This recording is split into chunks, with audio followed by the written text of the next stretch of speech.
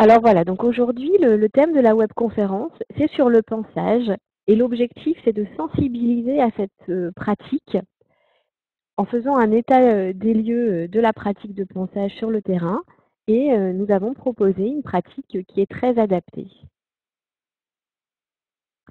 Alors, sur cette diapositive, voilà, j'explique que le ponçage, c'est vraiment une pratique de base que l'on fait tous quand on monte à cheval, mais à laquelle les cavaliers sont assez peu sensibilisés.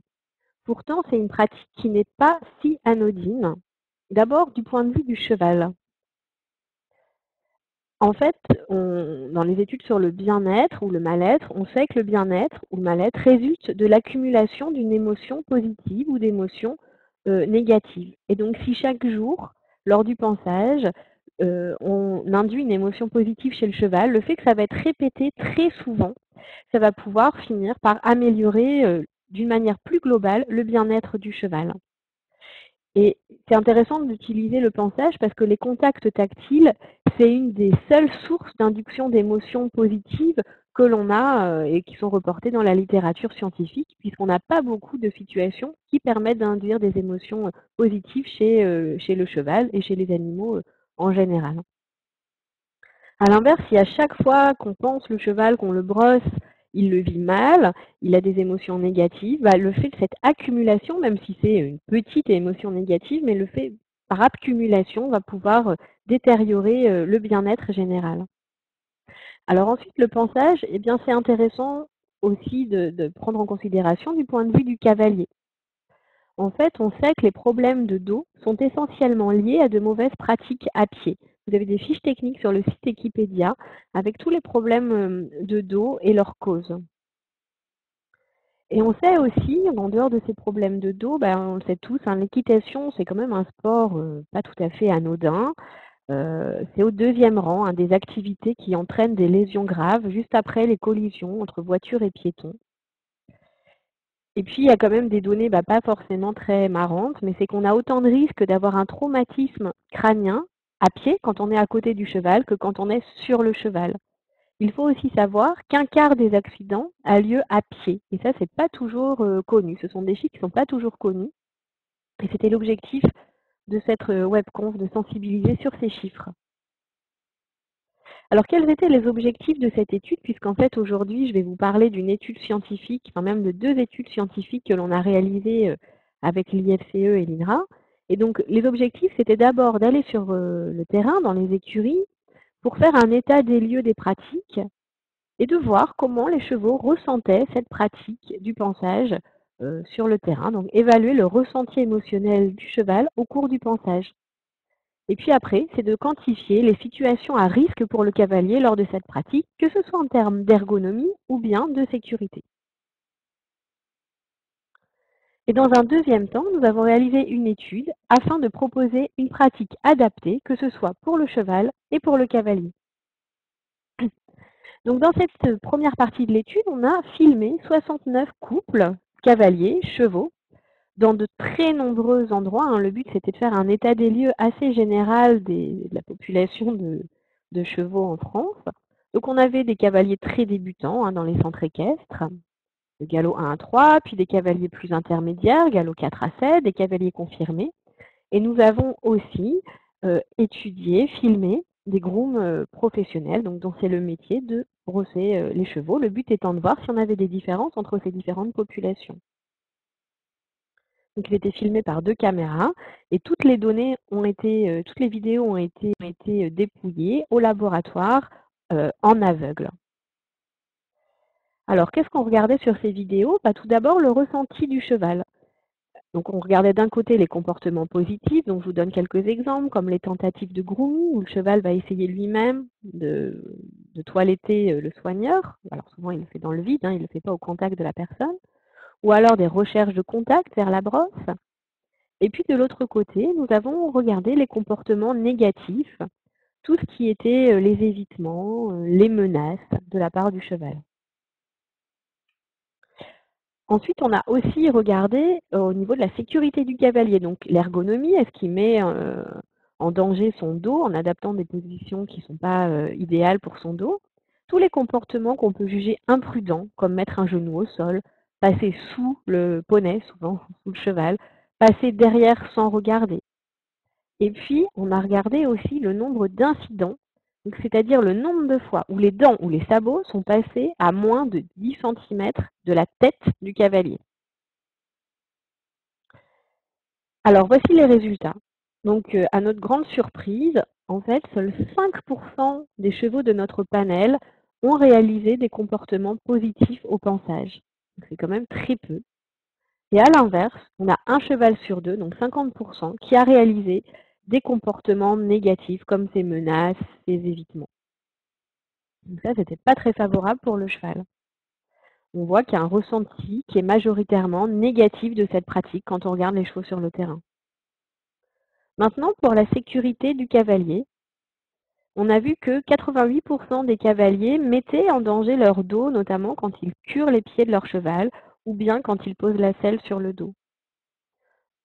On a également pu observer quasiment tous les cavaliers qui avaient un comportement que nous, on juge comme imprudent. Alors, comme je disais, ça peut aller de passer sous le ventre du poney ou passer derrière sans avoir du tout le cheval dans son champ de vision. Donc, on ne peut pas anticiper d'éventuelles réactions. Et puis, alors là, c'est là qu'on a été le plus surpris puisqu'on a regardé le nombre d'incidents. Donc, je vous rappelle le nombre de fois où les dents ou les sabots sont passés à moins de 10 centimètres de la tête du cavalier. Et là, on en a quand même observé 9, ce qui est vraiment important. Et d'ailleurs, souvent, les cavaliers n'ont pas eu conscience de ce qui venait de se passer, puisque comme ils ne regardaient pas du tout le cheval, ils n'ont pas vu le sabot qui avait effleuré leur tête, par exemple.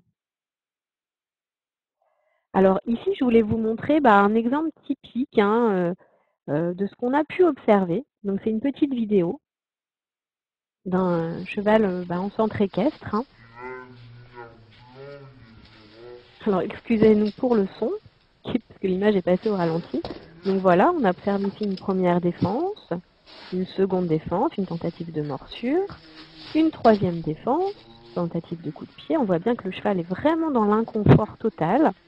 Et ce qui est embêtant, c'est que même si cette personne adore son cheval, c'est pas le problème, il n'y a pas de réaction de sa part de se demander pourquoi est-ce qu'il fait ça, pourquoi ce cheval envoie tous ces signes. Donc ça, c'est quand même quelque chose d'assez typique. Donc je reviens à la conférence. Voilà, pour montrer que voilà, on a quand même beaucoup de ces comportements négatifs. En moyenne, on peut avoir jusqu'à 6 à 7 défenses au cours d'une séance de 10 minutes. Ça, c'est la moyenne, mais on peut monter beaucoup plus haut, comme pour ce cheval qu'on vient de voir. Ensuite, on voit qu'on n'a pas vraiment d'évolution de ces paramètres-là en fonction du niveau du cavalier. Alors bien évidemment, un cavalier professionnel a beaucoup plus d'assurance qu'un cavalier débutant, mais sur les comportements que je viens d'énumérer, les comportements positifs ou négatifs du cheval ou la sécurité du cavalier, il n'y a pas tellement de progrès ou de différence entre les niveaux de cavalier. Alors évidemment, certains cavaliers font déjà extrêmement bien, il n'y a pas de problème. Mais c'est vrai qu'il y a une marge de progrès pour beaucoup d'autres. Donc on est passé à une deuxième étude et cette fois-là, on a essayé de faire une proposition d'amélioration assez simple. Et donc proposer une façon de penser dont les effets sur la sécurité, le bien-être du cheval et la relation homme-animal auront été scientifiquement validés. Donc on a comparé deux groupes de chevaux dans notre élevage expérimental.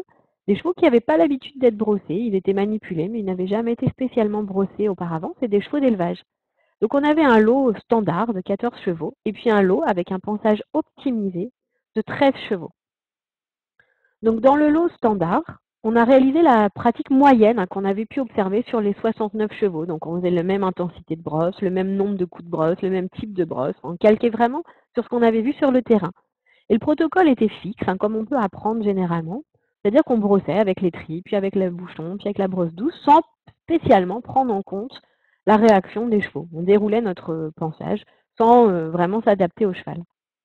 Et puis par contre, dans le lot optimisé, là on a fait une pratique qui favorisait les comportements positifs. Donc je vous disais les étirements, les tentatives de grooming, les relaxations. Donc on prenait en compte la réaction, c'est-à-dire qu'on diminuait la pression lorsque le cheval montrait des signes d'inconfort. Et par contre, on insistait sur les zones où le cheval présentait des signes de confort ou des recherches de contact. Alors évidemment, le but du pansage étant quand même nettoyé le cheval, les chevaux étaient bien sûr aussi propres à la fin. Toutes les parties avaient été bien brossées. On avait des chevaux prêts à être montés à la fin de cette séance de pansage dans les 2 cas. Et on a fait ça, cette procédure, pendant 12 jours, tous les jours, 10 minutes par jour.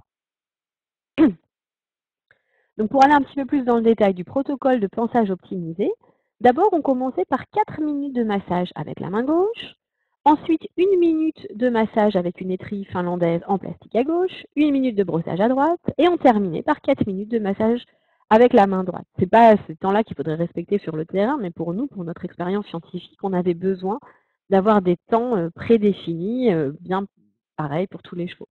Donc comme je le disais, quand le cheval montre des signes d'inconfort, on diminue la pression. Quand il montre des signes positifs, on augmente l'impression et on insiste plus sur cette zone. Ici, je vais vous montrer une petite vidéo des comportements que l'on tentait de rechercher. Donc là, c'est la petite période de massage. Donc on va revenir sur la mimique, l'expression faciale du cheval qu'on recherche. On voit cette extension d'encolure. Donc le cheval est très réveillé, il n'est pas du tout en train de dormir. Et donc vraiment, c'est cette mimique-là et ce comportement-là qu'on essayait d'induire par ce pansage-là. Je reviens au diaporama. Donc on a observé bien sûr les comportements des chevaux en filmant. On a fait des dosages hormonaux, on a notamment dosé l'hormone l'ocytocine. Et puis on a observé les expressions faciales. Et donc c'est les résultats que je vais maintenant vous présenter, donc pas d'affolement face à ces chiffres, je vais vous les décrire.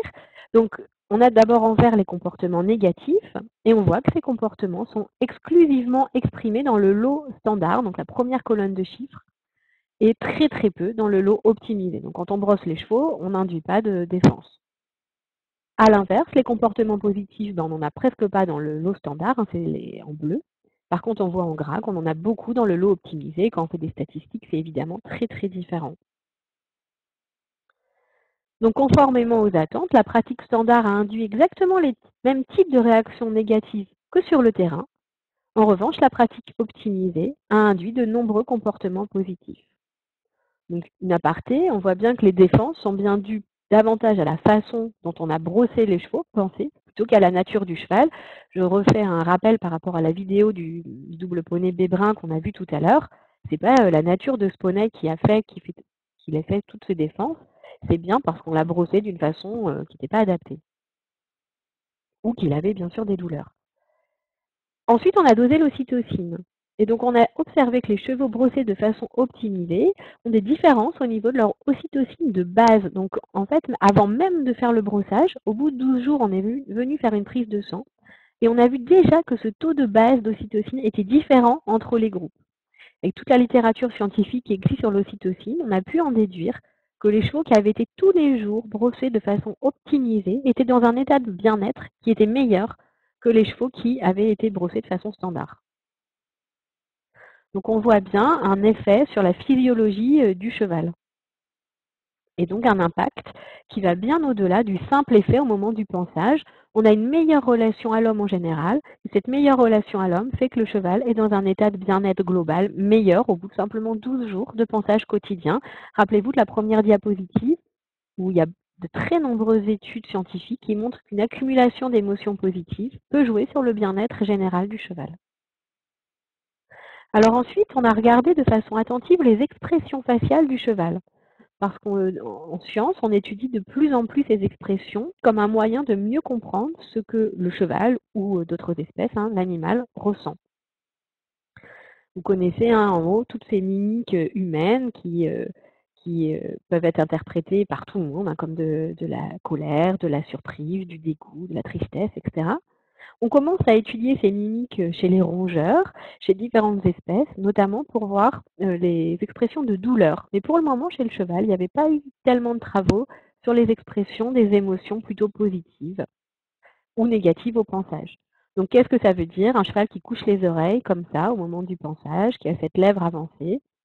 Il n'y avait pas tellement d'études scientifiques pour vraiment établir ce qu'il en était. Et puis pareil, dans la pratique standard, est-ce que les chevaux avaient des expressions particulières? Alors, ce que l'on a fait, c'est on a filmé en gros plan la tête des chevaux afin de noter de façon pareille en aveugle l'orientation des oreilles, l'ouverture des yeux, la hauteur d'encolure, la tension des lèvres, notamment sur les lèvres, est-ce qu'elles sont crispées Est-ce qu'elles sont plutôt droites, normales, ou est-ce que la lèvre supérieure est plutôt avancée? Je vous passe cette analyse un petit peu complexe, une analyse en composantes principales qui nous a permis de traiter les données. Au final, ce qu'il faut retenir de cette analyse, c'est que les chevaux des deux groupes ont des expressions très très différentes. Je pense que la première, vous la connaissez, c'est l'expression du cheval du groupe optimisé, avec cette lèvre avancée, la lèvre supérieure avancée, on le voit bien sur le poney alezan, qui peut être immobile, hein, juste il avance légèrement la lèvre, donc il faut quand même une observation fine, parce qu'avant de bouger cette lèvre comme s'il allait refaire un toilettage mutuel vers vous ou un autre cheval, il avance juste légèrement cette lèvre. Et il faut vraiment y être attentif parce que c'est là qu'on peut détecter, ah, c'est une zone qu'il aime bien, je continue à la masser. Notez que les chevaux ont les oreilles, alors en arrière, pas plaquées, hein, mais juste en arrière, comme vous voyez là, dans l'alignement de la tête. Et ça, pour beaucoup de gens qui débutent, on leur dit attention, les oreilles en arrière, c'est un signe de menace. Bah, pas forcément, hein, parce que quand c'est associé à ses lèvres, et encore une fois, c'est pas quand c'est plaqué, mais juste orienté avec la tête, c'est un indicateur positif, dans cette situation en tout cas. Et puis, quelque chose qui est moins décrit, hein, les gens font moins attention, en fait, c'est dans ce lot standard, avant de faire des menaces, le cheval prévient que ça ne lui va pas. Donc, il a un œil très ouvert, généralement, la nuque plutôt haute, et la lèvre qui est crispée. Et il faut vraiment faire attention à cette position de lèvre. Alors, je vous recommande d'observer un grand nombre de chevaux. C'est comme ça qu'on arrive à bien la voir. Les lèvres sont vraiment comme ça très crispées et l'on voit la commissure des lèvres, c'est la petite flèche bleue, qui remonte par à-coups, par moment, et qui découvre juste l'arrière des dents. Mais c'est quelque chose d'assez discret et on peut passer complètement à côté si on n'est pas très attentif à ça, si on ne regarde pas attentivement les chevaux qu'on brosse. Sauf que pour le cheval, il émet déjà des signes. Il dit attention, moi ça ne me plaît pas comme pensage, ça ne me plaît pas comme situation. Et si on ne réagit pas à ce moment-là, c'est là que le cheval va aller plus loin et se mettre à réaliser des défenses. Donc je vous invite à être extrêmement attentif à la tête des chevaux, à bien avoir ces deux mimiques en tête qui peuvent être très discrètes au départ, hein. Évidemment, après, quand le cheval, comme cette vidéo tout à l'heure, étend son encolure et fait du toilettage mutuel sur le mur, là, c'est net. Mais bien avant ça, il y a des détails, des expressions faciales qu'il convient de détecter pour accéder au ressenti émotionnel du cheval. Donc ces signes s'ajoutent au comportement pour évaluer le ressenti du cheval et en se basant sur ces signaux, on va pouvoir adapter le pansage pour le rendre plus confortable pour le cheval. Alors ce qui est étonnant, c'est qu'1 an après, on a repris ces chevaux. Ils n'avaient pas été brossés entre-temps, ils avaient juste été remis au pré et on a décidé de faire un petit brossage identique entre les deux groupes, hein. Juste on venait et puis avec la main, on passait juste la brosse partout, au même protocole dans les deux groupes cette fois. Et au niveau du comportement, les chevaux n'ont rien fait. Mais par contre, ce qui est intéressant, c'est quand on regardait finement leur expression faciale, les deux groupes de chevaux se sont parfaitement souvenus de ce qu'il s'était passé 1 an avant et ont manifesté leur ressenti émotionnel par ces expressions. Notamment, on a retrouvé beaucoup plus de lèvres crispées dans le lot qui avait été manipulé de façon standard l'année précédente et à l'inverse, beaucoup de lèvres avancées dans le lot qui avait été manipulé de la façon optimisée 1 an avant. Donc, on voit bien que ces expressions faciales constituent un indicateur beaucoup plus fin du ressenti émotionnel des chevaux que les comportements. Donc ici, je vous remontre une vidéo. Ça, c'est un poulain juste âgé de quelques semaines. On voit bien qu'on peut induire cette posture. Alors, cette mimique, on voit bien encore une fois les oreilles en arrière, alignées dans la position de la tête, la lèvre un peu avancée, les yeux mi-clos, qui est vraiment l'expression à retenir qu'il faut favoriser au pansage. Ça n'a rien à voir avec une posture de relaxation où on aurait la lèvre inférieure qui est pendante, le cheval qui se repose. Non, c'est vraiment une posture où le cheval est vraiment en tension et va montrer qu'il apprécie la situation. Alors, ce qu'il faut retenir de cette étude, c'est qu'on a une succession d'éléments chiffrés pour sensibiliser les cavaliers à l'importance d'une bonne pratique au pansage. Il faut se rappeler qu'en fait, sur le terrain, dans de très nombreux cas, on ne fait pas tellement attention à la façon dont on brosse et du coup, le pansage est mal vécu par le cheval et ça peut devenir dangereux pour le cavalier. Une pratique adaptée au pansage, juste basée sur l'observation des mimiques et la recherche de comportements positifs, ça va vraiment augmenter la sécurité du cavalier parce qu'il y aura moins de défense de ses chevaux. Je pense beaucoup aux chevaux de centre équestre. Et puis, ça va améliorer le bien-être du cheval, la relation homme-animal et puis son ressenti des manipulations ultérieures, comme les interventions vétérinaires, par exemple, avec un impact sur le comportement et rappelez-vous aussi sur la physiologie avec des effets, notamment sur l'ocytocine. Avant de passer à des aspects très très pratiques, je voulais juste citer quelques travaux extrêmement récents sur cette relation homme animal et comment on peut encore améliorer le pensage avec quelques nouvelles pistes, puisque des études toutes récentes viennent de montrer que les chevaux reconnaissaient nos émotions à partir de photographies. Donc, si on leur présente des photographies de personnes en colère ou de photographies de personnes joyeuses, ils vont pouvoir faire l'indistinction. Et une fois qu'ils auront vu ces photos d'une personne en colère, ils vont s'approcher moins d'elle quand ils la verront en vrai. Et c'est l'inverse avec la photo d'une personne qui sourit, ou après avoir vu cette photo, s'ils sont en face de la personne qui avait souri sur la photo, ils vont plus s'approcher d'elle. Donc je trouvais que c'était, voilà, en perspective de nos propres travaux, intéressant de mettre ça en avant. Donc à vous de voir quelles applications vous pourrez en faire. En tout cas, ils détectent bien nos émotions au travers de nos propres photos. Là, je vous parlais dans cette étude de nous, on apprend à lire leur expression faciale. Là, c'est l'inverse, le cheval qui a appris à lire nos propres expressions. Puis on a vu récemment aussi que les chevaux seraient sensibles à notre ton de voix, avec un discours comme les mamans font avec leur bébé, caractérisé par un ton plus haut et par une prosodie exagérée, un rythme, une musicalité très exagérée. Comme on peut parler à un tout petit, il semblerait que les chevaux ils sont sensibles. C'est des pistes, hein, mais pourquoi pas utiliser ces deux nouvelles connaissances lorsque l'on côtoie les chevaux et notamment au moment du pansage. Alors pour terminer cette webconférence, je vous propose un petit PDF donc qui est à télécharger à la fin de la conférence si vous le souhaitez. Donc ça concernera les dernières diapositives, hein, la 29 à la 40e, que vous pouvez imprimer sous forme de livret, que vous pouvez donc utiliser vous-même ou distribuer dans votre centre équestre, hein, je ne sais pas s'il y a des moniteurs ou des gens, des propriétaires d'écuries, qui rappellent les différents éléments de cette webconférence. Donc je vais brièvement vous reparcourir ce PDF, ce livret. Donc ça reprend hein, simplement ce que je viens de vous dire. Donc sur cette première page du PDF, on voit qu'un quart des accidents a lieu à pied et que pour la moitié des chevaux, le pansage est perçu négativement. Et seuls 5% des chevaux apprécient ce moment. Donc ça, c'est vraiment pour sensibiliser. Pourtant, on sait qu'un bon pansage, d'après notre étude, améliore le bien-être général du cheval et favorise une bonne relation à l'homme. Ça a aussi des effets physiologiques profonds, notamment sur le niveau d'ocytocine et comportementaux qui sont durables, puisqu'un an après, les chevaux s'en rappellent très bien. Ensuite, sur la première page du PDF, quand on l'ouvre, la première recommandation, c'est déjà, avant d'attraper son cheval pour le brosser, qu'il soit au pré ou au box, hein, moi ce que je conseille, c'est de ne pas se montrer et de prendre quelques minutes pour observer son cheval dans son environnement, hein, sans qu'il vous voie, et le regarder attentivement pour détecter d'éventuels problèmes de comportement.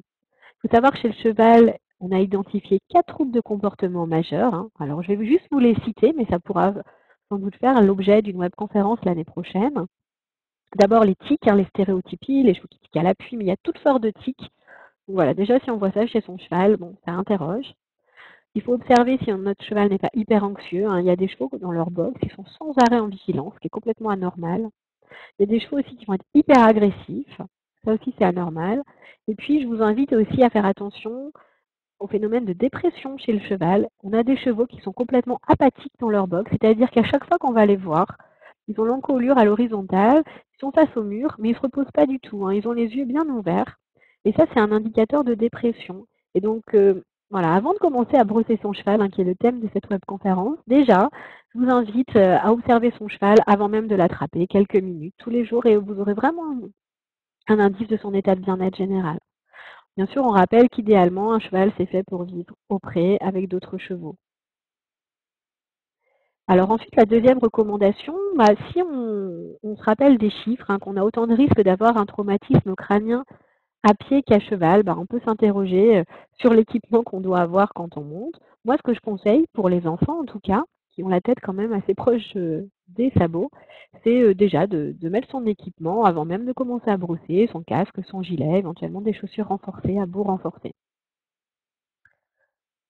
La troisième recommandation, évidemment, c'est déjà de prendre le temps de le caresser, de lui parler et de lui mettre tranquillement un lit-col confortable, hein. On recommande d'éviter les lit-cols en corde quand on attache les chevaux, puisque ça peut blesser si jamais le cheval s'agite.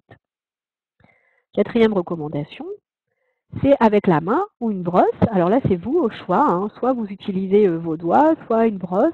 Les brosses à cheveux ou les brosses qui démêlent les crins sont très utiles parce que les chevaux aiment bien en général qu'on les brosse avec ça. On va chercher les endroits où il apprécie d'être massé et il faut s'y attarder.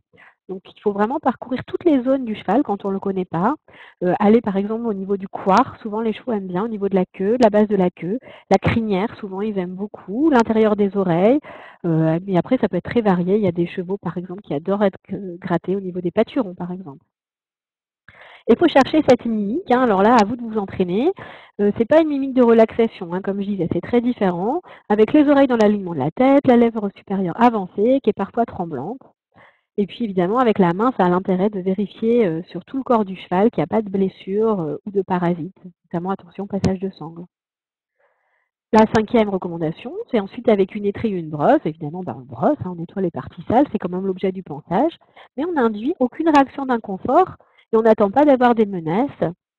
Faites bien attention, ou en tout cas enseignez à vos cavaliers ces fameuses lèvres crispées qui ne sont pas toujours faciles à voir quand on n'y fait pas attention, mais une fois qu'on les a repérées, elles sont très vite, sont très identifiables.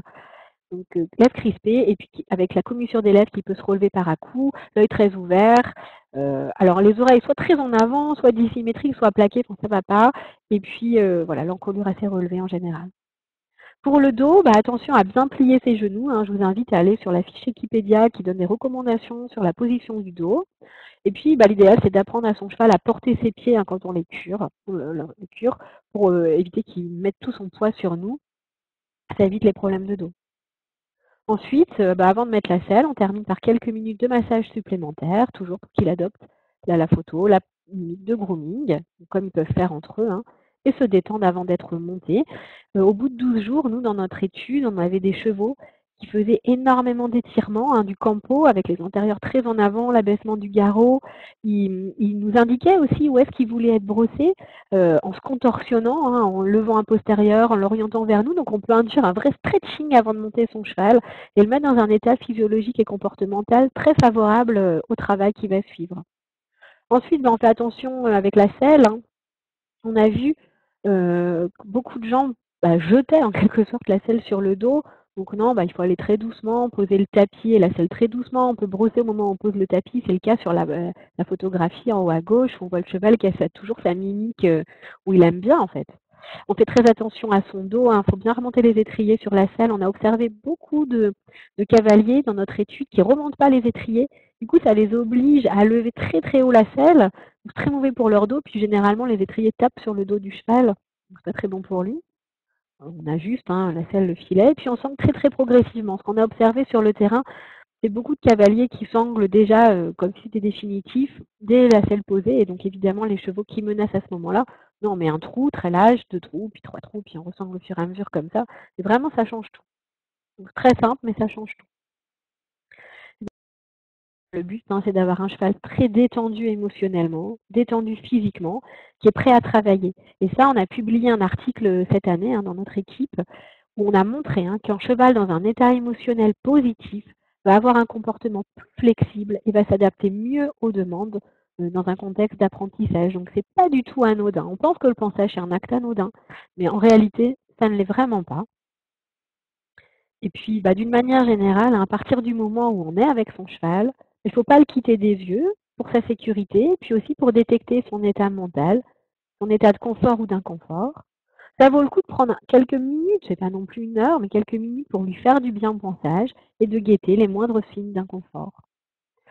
Voilà, donc je vous remercie d'avoir écouté cette webconférence. Pour en savoir plus, vous avez toujours le site Wikipédia. Et puis, les webconférences est terminé pour cette année. Et vous allez pouvoir en reprendre à partir de l'année prochaine. Et là, maintenant, je vais être à votre disposition pour des questions.